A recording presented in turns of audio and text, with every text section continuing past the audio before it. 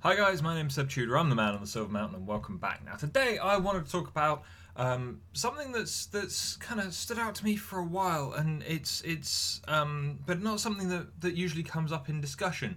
But it did the other day after I was talking to someone, in fact, about their job prospects and the way that they want to move forward. But this applies to so much more than that in terms of relationships, in terms of getting picked for jobs, in terms of making friends, in terms of getting into things that you want to do, and excuse me, and this is how to be memorable.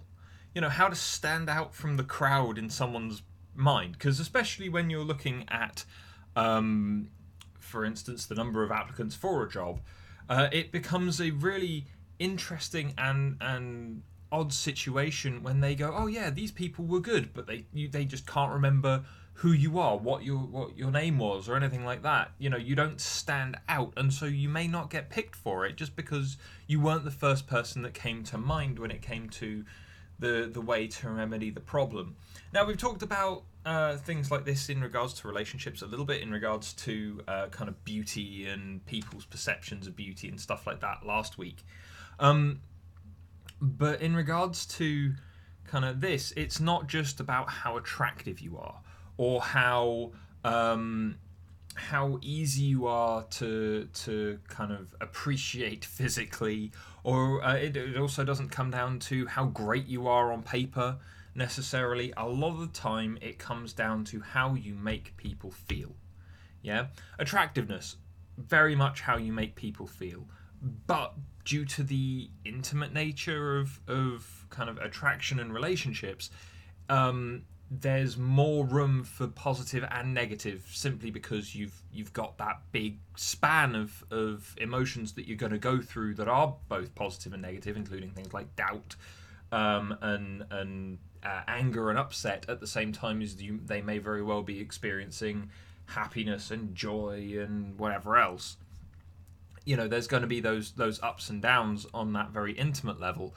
But when it just comes to standing out from the crowd generally, you know, we as people tend to brush off negative memories. Yeah, we always hear in fiction that people repress negative memories, and there's an element of truth to that. But also, kind of looking at things more generally, we're more willing to remember our successes and the positives, but ignore our own negatives. But then other people are more likely to remember our negatives and hold them against us, as opposed to celebrating all of our positives and ignoring the negatives. So what it comes down to is if you want to be remembered, if you want to stand out in someone's memory, it's about how you make them feel. And often when it comes down to how you make them feel, you know, you want to make it positive. In an overall analysis of these things, making someone feel good, not just generally but about themselves, is usually the best way to remember, and usually remembered kind of well, remembered fondly, in addition. So, you know, it's a case of being open, being approachable, discussing things with them on an even playing field, and then offering compliments, offering reinforcement where it's applicable. You know, if it's you applying for a new job, then there's something that I want to go into in another video in regards to asking questions in interviews and things. But when it comes to kind of dealing with that person who may very well be your boss, and you want to stand out, be open, be honest, be straightforward, be, refer back to things that are positive about yourself, sure. But then when it actually comes down to talking about the business, talking about other things, ask them questions about the way that their normal day would, or way that your normal day in working for them would kind of pan out. And so as a result of that, you can comment then on the things that you like, and you can maybe just gloss over the things that you don't like, that you will just have to deal with. You know, but in doing so, it makes you sound more eager. It's you effectively complimenting the work environment that they have set up. It's something positive, and so as a result, they may remember you more fondly when it comes to actually putting you into that position, because you not only seemed eager, but you seemed like you would actually fit with what they want, fit with them. You don't usually find people who will hire outside of their frame of reference as easily as if the person that they have come face to face with directly is incredibly familiar to them within an instant. And it's not some kind of ridiculous bias. I'm not talking about race or anything like that, but I'm saying if you've got a boss who sat there and he's being open, he's being honest, he's being straightforward, he wants to hire someone, he wants the job filled, he wants the job done, and you're sat across the table from him and you've got no confidence, you're not asking any questions, you're just being walked over by whatever it is that he's saying, and you're not putting a positive spin on things, then you're answering his questions in one word or two, and that's it. There was an interview, in fact, that I had a while ago where I walked in and everything was going well right up until the questions the guy started asking about me personally, and they weren't your normal interview questions in my personal opinion. After I'd been in management and doing this kind of thing for a while, he came in, I was sat down with him and he started asking me questions that were far too personal, in my opinion, and that had no bearing on anything that I would be doing through the job with him, and vice versa. And so I drew the line in the sand and went, well, no, I'm not to put a damper on this entirely, but that's my personal life and it's completely separate from my business and the work that I'll be doing. So there's not really much that I want to go into on that, other than here are the basics. And so I laid out some stuff for him, but beyond that, it wasn't purely my information he seemed to be after. It was everyone else that was attached to me, and it's like, you're hiring me, not everyone that I know. But seemingly just because I had drawn that line between personal and professional, didn't like that very much, didn't get the job, and to be fair, I think I probably dodged a bullet with it as well, because the people that tend to go straight for personal over kind of professional in those kind of settings are usually the people who are looking for leverage against you or who are worried about you already. So if you've got someone that's willing to just take you face value, have the discussion with you and all the rest of it, you're probably in a better situation than someone that wants to try and pry because they are either uncertain about you or are looking for something to leverage against you to one degree or another. But getting back onto the topic, making people feel good, especially feel good about themselves, is usually a good way to be remembered. Obviously, we're talking about this in kind of a work setting here, but in regards to relationships more generally, obviously this applies hugely to kind of romantic relationships. As I've said before, when it comes to a first date or something like that, if you are asking questions, if you're sat and listening, if you're giving some positive feedback, complimenting them as they go, making comments, letting them finish what they're saying before you jump in with a comment, all that kind of thing, then they are going to feel much, much happier about themselves, and through feeling happier about themselves, they're going to associate that with you. And as a result, that cascades, it's going to snowball.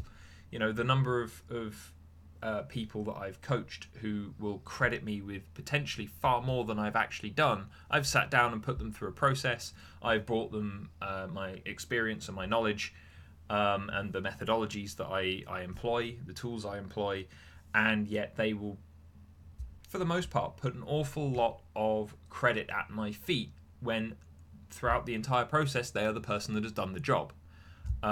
It demonstrates that the methods and things that I use are useful and helpful to people, but at the same time, it's that positive association between them feeling good about themselves, them getting through things, them achieving their goals, and my just being there with this information and this kind of helping, guiding, reflective light, if you like, that then creates that positive association and makes me stand out to them as the person that they want to come to gain assistance from. It's a thing that can be applied to almost anywhere, and it's fantastic.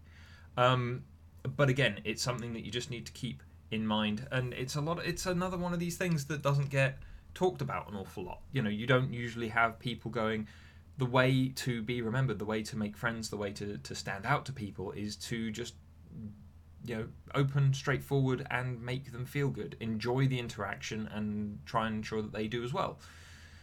That's something that isn't usually touched on a lot, because a lot of the time it's, oh, if you want to stand out, you need to work hard, you need to have all this stuff on paper, you need to be... when you get through all of that stuff and into the real world, the old kind of saying of it's not what you know but who you know stands out more and more.